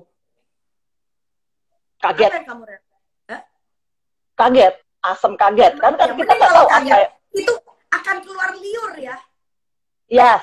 Ya, makanya kalau kita berpuasa pun kita nggak boleh mikirin makanan-makanan yang membuat kita keluar liur, kita batal puasanya. Betul. Nah, itu menandakan bahwa badan kita memang mempunyai reaksi dari apa yang kita pikirkan, tentu. Gitu loh ya. Dari situ kan kelihatan benang merahnya. Sebaliknya, apa yang kita rasakan juga akan memberikan apa yang kita rasain juga memberikan feedback bagi kepala kita. Ya, contoh misalnya orang-orang yang sedang jatuh cinta, ya, orang-orang yang sedang kasmaran, itu akan cenderung itu disebut dengan perjalanan syaraf simpatis dan parasimpatis. Orang-orang yang sedang jatuh cinta, orang-orang yang sedang kasmaran, itu tentu biasanya mempunyai degup jantung lebih cepat. Ya. Pengosongan lambungnya tapi lambat. Ya. Atau seperti nggak usah jauh-jauh misalnya. Kalau Anda sedang pengen ngadepin ujian. Nah, ini Mbak Nina nih yang selalu pengennya perfect. Belum Instagram live, dia siap-siap dulu. Dia latihan dulu. Oke, tebak apa yang terjadi? Barangkali kita akan lebih mudah, lebih sering kencing. Ya, tangan kita basah, keringat keluar lebih banyak. So itu yang berarti kita memang impuls-impuls syaraf kita bekerja sesuai dengan apa yang kita pikirin juga. Gitu loh. Ya, jadi memang ini menarik banget. Ini menarik banget. Dan itu sebabnya kenapa ilmu kesehatan itu nggak bisa berdiri sendiri-sendiri, Mbak. Ya, fisik-fisik doang. Ya, lalu kemudian konsultasi sama dokter online, tetapi sama sekali nggak pernah mau ketemu sama dokternya. Nggak bisa. Online barangkali karena kita zaman pandemi. Jadi hal-hal yang bisa kita selesaikan lewat tanya jawab, kita bisa kerjain online. Ya, tetapi untuk selanjutnya, untuk hal-hal yang lebih spesifik, maka tetap dokternya harus didatengin. Nggak boleh ceraiin dokternya. Baik, Dok. Dok, kalau kita sambung ini, Dok, soal tadi benak dan hati itu, Dok. Jadi jangan dihubungkan kita sakit gara-gara pikiran gitu kan. Tapi banyak juga selalu. Ya, stres gitu, Dok. Misalnya stres, asam lambung naik gitu loh, Dok. Jadi di sini memikirkan jatuhnya ke lambung gitu, atau jatuhnya tidak makan, jadi kepikiran setiap hari. Itu make sense, gitu. Itu make sense. Ya. Kalau orang banyak pikiran, mana bisa dia punya jadwal makan teratur. Ya, itu betul, Dok. Salah satu hal. Jadi itu sebabnya kenapa saya mengatakan ada benang merah antara psikis dan fisik. Iya, betul. Atau jadi, orang yang stres, atau ini lebih menarik lagi, orang yang stres makan, tapi yang dimakan ngaco, ya, makanan kemasan, ngemil, cemilan, ya, bukan makan beneran. Nggak ada orang lagi stres lalu kemudian makan pecel, makan soto ayam, nggak. Orang stres biasanya beli kopi, ya kan, pakai layanan antar itu. Orang stres cemilan gitu ya, Dok. Beli dalgona coffee, croissant. Apalagi kalau ada yang mungkin patah hati gitu ya, Dok ya, jadi mengurung diri di kamar, larinya ke gula, makanan manis, ya kan? Betul. He is not sweet, actually he is sweet enough. Oke, Dok. Dok, di salah satu bab buku Anda juga bicara soal air dan air. Kita kadang-kadang kalau apalagi yang pekerja kantoran ya, kalau udah ada di dalam ruangan ber-AC itu suka lupa minum. Itu juga saya alami, Dok. Suka lupa minum sampai berjam-jam, Dok. Karena ya udah. Tapi Anda lupa pipis nggak? Lupa pipis nggak? Ada kadang kalanya saya lupa. Yes, kadang lupa. Terus tapi ada juga yang kalau pipis itu kan dorongan yang nggak bisa ditahan dong. Iya, betul. Okay. Cuma ada minumnya itu, Dok. Saya lupa. Nah, jadi Anda harus lihat pipis Anda. Begitu pipismu kan kuning, berwarna, so artinya you need to drink. Oke. Orang nggak mungkin lupa pipis. Pipis itu adalah dorongan. Jadi artinya kodenya bahwa Anda kurang minum, ya Anda lihat pipis Anda. Nah, yang sering kali orang berpikir adalah karena saya di ruangan AC, saya nggak keringetan, nggak kemeringet, ketek saya nggak basah, so that means I don't need water. That's absolutely wrong. Karena apa? Anda bernafas, lubang hidung Anda mengeluarkan uap air. Anda telan ludah, Anda butuh air. Apalagi mata kamu kering, tiap kali natap layar. Nah, mata kering secara tidak sadar kita berkedip. So that means kita butuh air. Karena cairan mata kering lebih cepat karena Anda pakai ruangan ber-AC. So, barangkali minum Anda justru harusnya lebih banyak. So, perhatikan kencing Anda. So, prinsip saya kadang-kadang kalau supaya lebih mudah, saya nggak pernah menggunakan kata liter. Kita nggak pernah menggunakan kata berapa gelas. Oh, gitu dong. Karena itu relatif. Oh, jadi... karena itu relatif gitu loh. Misalnya badannya Mbak Nina lebih gede daripada saya sebetulnya kecil. Ya, I'm a petite person. So, barangkali 2 liternya Mbak Nina itu nggak ada apa-apanya. Tapi kalau 2 liter yang sama gue minum, gue bisa bolak-balik 7 kali dalam 3 jam pergi ke WC. Betul nggak? Bahkan orang yang sama kemungkinan kebutuhannya beda. Kalau saya lagi ngecat pagar nih di luar rumah, tengah hari kayak sekarang jam 11, jam 12, gue ngecat pagar. Barangkali gue butuh misalnya 3 liter air karena gembrobyo saya keringetan deh. Ya tapi kalau saya terbang Jakarta Los Angeles ya pakai pesawat, ya saya minum 3 liter, gue kayak caplak di WC-nya pesawat nggak pergi-pergi. Oke, jadi sesuai kebutuhan ya, Dok, sebetulnya, atau kalau tidak kita harus menakar seberapa banyak air yang harus kita minum ya, sesuai berat badan. Seperti apa? Konsepnya cuma satu, tandai pipismu berwarna apa. Pipis harus bening, bukan berwarna. Konsepnya itu. Ya, kedua, tapi ada tapinya nih, ada tapinya. Nah, ini dia. Kalau saya bicara dalam komunitas harus beda dengan di kamar praktek. Dengan catatan, Anda tidak punya masalah dengan beban jantung, Anda tidak sedang diberitahu sama dokternya Anda punya gagal ginjal. Sebab bagi orang-orang yang memang punya beban jantung tinggi, ya, jadi artinya cardiac load-nya tinggi, atau orang yang menderita penyakit gagal jantung, orang yang menderita insufisiensi renal, ada kalanya dokternya mengatakan Anda nggak boleh minum lebih dari misalnya 700 cc. So, patuhi. Oh, begitu, Dok. Ya, karena apa? Jadi, karena dia nggak bisa mengeluarkan cairannya, karena ginjalnya sudah bermasalah, karena jantungnya sedang bermasalah. Kalau ditambahin cairan, orangnya matilah. Oh gitu, Dok. Jadi ginjal, kalau misalnya ginjal itu juga malah tidak boleh terlalu banyak minum ya, Dok? Bukannya membantu untuk, bukan ya, Dok? Ya berarti salah pemahamannya. Makanya saya mengatakan tadi, penyakitnya apa? Kalau sudah gagal ginjal, pipisnya aja cuman hitungannya cc. Saya punya pasien loh, pipisnya satu hari cuman paling-paling 1 sloki, Mbak. Sedih nggak? Dia cuman bisa pipis 1 sloki. Karena ginjalnya udah nggak bisa berfungsi lagi, harus cuci darah. Nah, mana bisa orang kayak begini minum sampai 2 liter? Lewat lah. Karena dia nggak bisa mengeluarkan kencingnya. Itu dia. Makanannya pun harus dibedakan. Nah, kalau gitu, Dok, air, misalnya dari ini, Dok, penjelasannya dokter nih, Dok, saya baca memang kebutuhan air tuh perlu ya, Dok, ya, air, dan air.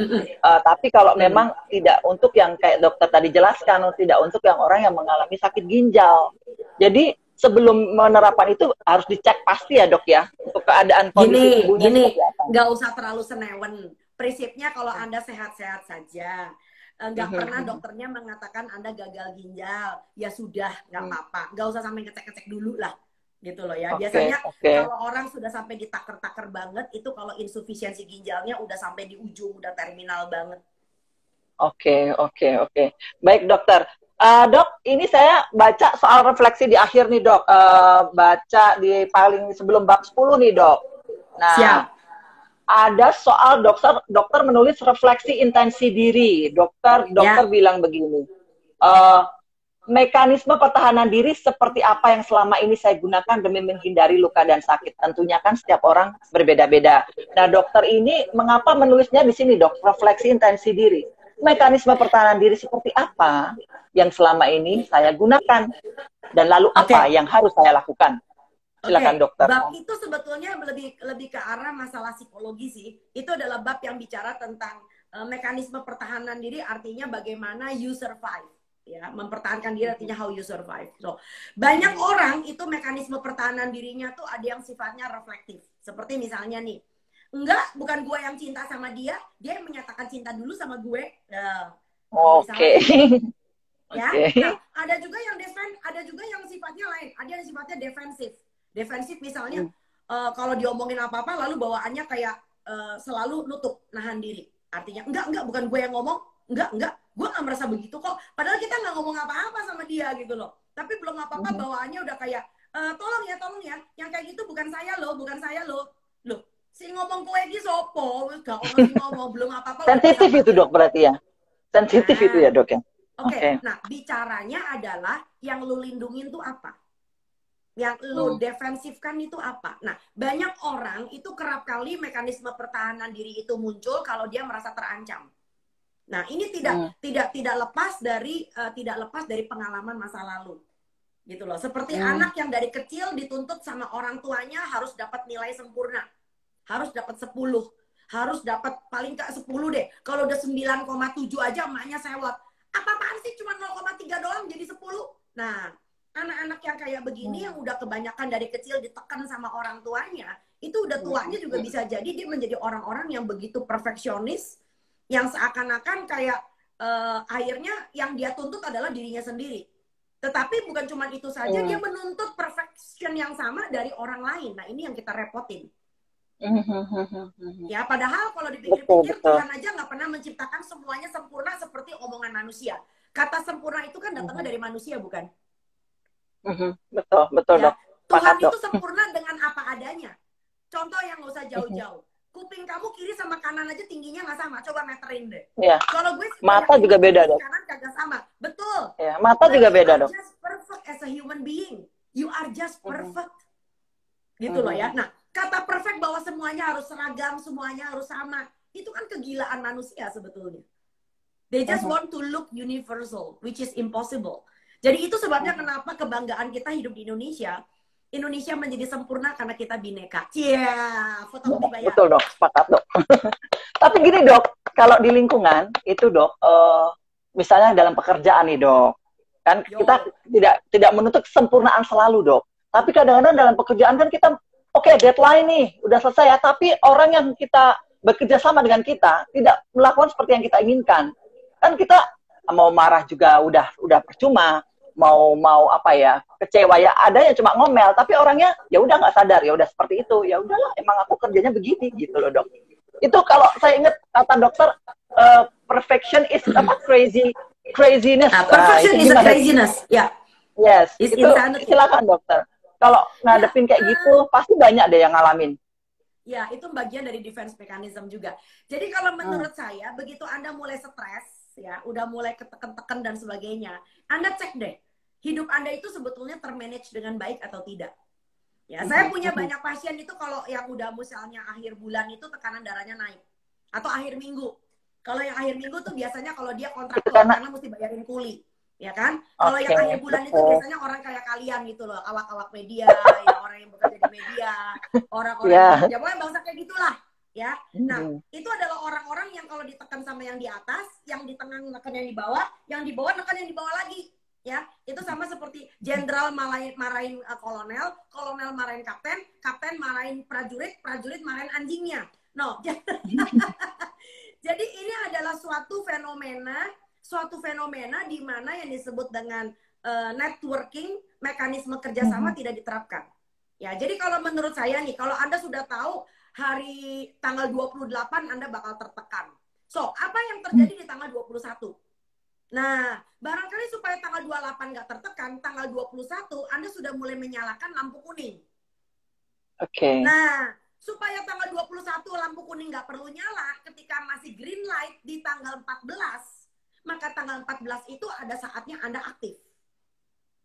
Ya, apa yang bisa bantu, apa yang bisa saya bantu, apa yang bisa saya, what's missing, what's not working, how can I support you. Nah, itu adalah barangkali tanggal 14. Gitu. Tapi kalau tanggal 14 itu udah Anda pentokin tanggal 28, ya ricu Mbak, ricu pakai TJ, ricu. Pakai ejaan lama ya. Itu orangnya. Nah, saya gitu orangnya. Oke, dok ada juga nih. Udah ya. Oke dok, satu lagi nih dok. Ini satu lagi nih dok. Ini agak puitis nih dok. Saya suka kadang-kadang baca buku dokter ini, saya senyum-senyum sendiri karena banyak hal yang saya alami juga dalam keseharian saya. Memang tujuannya begitu. Oh baiklah. Oke, apakah saya bahagia dalam proses pencarian makna hidup saya? Nah itu kan dijawab refleksi diri lagi nih dok. Apakah saya bahagia? Betul. Bahagia itu relatif. Ada juga yang jawab seperti itu. Bahagia itu relatif. Bahagia itu sederhana. Banyak jawabannya dok. Ya, itu seperti apa kalau dokter, pandangan dokter Tan sendiri? Proses pencarian makna hidup saya. Begini loh. Nah, itu sama seperti yang aku bilang. Itu sama seperti yang aku bilang ya, bahwa orang-orang itu suka aneh kadang-kadang menurut saya. Karena, sebentar. Ketika misalnya nggak usah jauh-jauh. Seperti pengen hidup sehat, pengen olahraga. Ada orang pengen hidup sehat itu lalu dengan kata terpaksa. Ya, dibela-belain pengen makan sehat tetapi ekstrim banget. Seperti misalnya saya malah suka marahin pasien saya, pagi makan sayur, makan buah, lalu kemudian saya tanya, oke, lauknya apa? Telur rebus. Hah? Ya menderita tuh Tom. Ya, coba lu bayangin, lu makan nasi pakai telur rebus. Ya, lu makan nasi putih pakai telur rebus, ketelan nggak? Kagak. So itu yang saya mengatakan, ya, in the journey of becoming happy, in a journey of becoming abundant, ya, how you reflect yourself, ya. Saya pengen kalau kita lagi makan makanan sehat kita datang, lalu kemudian ketika mertua Anda lihat, besan Anda lihat, lalu mereka akan mengatakan, oh, holy crap, I want to be like you. Gitu, Mbak. Tapi begitu Anda mulai sehat, lalu kemudian orang-orang mengatakan, set dah. Itu cuma dewa yang bisa ngerjain. Ya, itu is a warning sign for you. Something is just going weird. You are becoming a freak. Ya, you becoming a freak. Sama seperti misalnya, oke, ini agak sedikit jauh. Anda beribadah. Anda sholat, Anda ke masjid, Anda pergi ke gereja, Anda pergi ke pura. Kalau orang lain melihat bahwa, wow, your life is just amazing. I want to be like you. Ya, dan orang melihat bahwa ternyata kalau sholat 5 waktu itu malah menyenangkan. It's just like taking a break from your life. Ya, Anda wudhu membuat wajah Anda menjadi cantik dan bersih. Lalu kemudian setelah sholat, Anda hidup sehari-hari, Anda menjadi muslim yang ramah, yang adem, yang enggak ngejulitin orang, enggak gibah gitu ya. Itu menarik loh bagi orang, itu menarik loh. Apapun itu menarik. Gitu loh. Betul. Tetapi kalau misalkan Anda beribadah, apapun agama Anda, tapi lalu kemudian di mata orang orang melihatnya, aduh repot banget hidup jadi lo ya, gile lo. Apa? Aduh, satu hari beribadah sampai 5 kali. Aduh, pusing deh. Nanti dandanan gue jadi rusak dong, gue tiap kali harus cuci muka. So, it might not be interesting for people. Gitu loh. So, itu yang saya mengatakan, gaya hidup Anda itu bisa menjadi duta. Jadi, without you saying that you are the ambassador, tapi begitu Anda mempraktekkan sesuatu dan itu engaging, itu enrolling for the other people, so you become the ambassador. Itu penting. Sepakat, Dok. Sebelum closing statement, satu pertanyaan lagi nih, Dok. Soal adanya banyak yang bicara nih, kita tidak harus membuat orang lain bahagia. Itu loh, Dok. Itu sering banget saya dengar. Kita tidak harus mempunyai kewajiban membahagiakan orang lain. Nah, saya tuh kadang-kadang kok bisa ya, kok gitu. Apa gimana sih, Dok, kalau menurut Dokter Tan sendiri? Ya, malah karena sendiri katanya begitu. Ya, dalam filsafat mengatakan bahwa manusia adalah tujuan bagi dirinya sendiri. Manusia bukan sarana bagi kepentingan yang lain. Ya, itu sebabnya kenapa saya selalu mengatakan if you want to be happy, then be happy yourself. Karena bahayanya adalah demikian. Bahayanya adalah demikian. Anda berbuat sesuatu demi orang lain. Ya. Jadi misalnya nih, ini biasanya terjadi pada ketika kita kecil. Saya dapat angka bagus supaya mama bahagia. I'm being a nice girl to make my dad happy. To make my dad proud of me. Nah, begitu orang-orang yang saya kagumi itu nggak ada, atau begitu ayah saya kawin lagi, begitu ibu saya udah mati, saya seperti kayak layangan putus, Mbak. So, siapa lagi yang ingin saya bahagiakan? Itu orang kayak gitu tuh kosong banget. Gitu loh. Anda tidak bertanggung jawab untuk membuat orang lain menjadi bahagia. Of course. Because happiness is everybody's responsibility, not your responsibility. Ya, kalau enggak, kamu bakal jadi keset dapur. Nanti kamu menikah pun, kamu akan diinjak-injak oleh suamimu, oleh anakmu, oleh mertuamu. Because you just want to make them happy. Ya, termasuk melecehkan diri kamu sendiri. So, saya nggak setuju. Ya, bukan berarti, nah ini dia, bukan berarti kita egois. Bukan berarti itu. Ya, tetapi yang harus dipisahin ya, Dok ya? Adalah, ya, tetapi karena kebahagiaan itu datangnya bukan dari orang lain. Sebab awalnya nih Mbak, awalnya bisa saja saya berbuat sesuatu demi membahagiakan orang lain. Tapi in the long run, dalam tahap berikutnya, maka saya pun bisa menjadi seorang taker. Contoh, gue baru bisa senang kalau punya suami setia. Tuhan maha pengasih dan penyayang dong, diberi suami setia. 3 anaknya goblok. Aduh Tuhan, maaf, ralat. Saya baru bahagia punya suami setia dan punya anak pintar. Tuhan maha pengasih dan penyayang. Loh, dia memberi syarat loh Mbak. Lalu diberikan oleh Tuhan suami setia, 3 anaknya juara kelas. Pembantunya keluar masuk. Aduh pening. Tuhan, saya baru bahagia. Kalau punya suami setia, anaknya pintar, pembantunya ralat lagi dong. Tuhan maha pengasih dan penyayang. Suaminya setia, anaknya juara kelas, pembantunya nggak digaji mau kerja. Mertua mata duitan. Masya Allah ya Robi. Nggak selesai. Malah jadi apa? Stres gitu ya, Dok ya. Because you put your happiness in other people's hands. Yes. That's it. Betul. Oke, Dokter, closing statement dulu, Dok. Menarik sih sebetulnya, Dok, kalau kita bicara buku ini menarik banget nih, Dok. Jadi nggak selesai closing statementnya, Dok. Silakan, Dok, sebelum kita akhiri, Dok. There is no closing statement actually. Pesan-pesan, ya. Oke, silakan, Dok. Pesan-pesan mungkin, Dok. Okay. Buat renungan sebelum ditutup nih, Dok. Ya. Kata memilih itu adalah bagian dari perangkat kedewasaan mental. Jadi untuk bisa memilih menjadi sehat, kita harus menjadi orang dewasa. Orang yang dewasa itu bukan cuma sekedar tubuhnya. Orang dewasa juga dewasa dalam mencari informasi, dalam memilah informasi, dan dalam menjalankan informasi apa yang penting bagi dirinya.